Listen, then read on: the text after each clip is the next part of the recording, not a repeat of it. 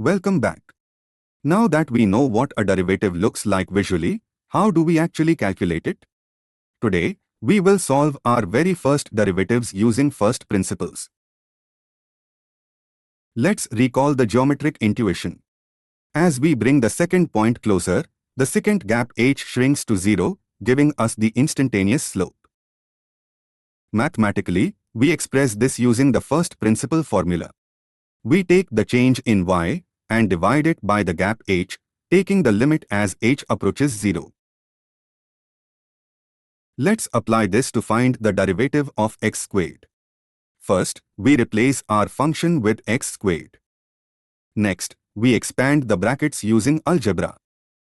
Notice how the positive and negative x squared terms cancel out perfectly. Now we can factor out the h from the remaining terms.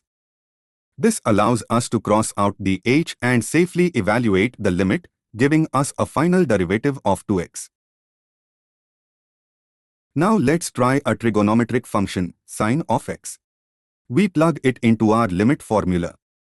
Using the sum angle identity, we can expand sin of x plus h by rearranging and grouping the sine and cosine terms. We can apply our standard trigonometric limits. Sin h over h becomes 1, and cosine h minus 1 over h becomes 0.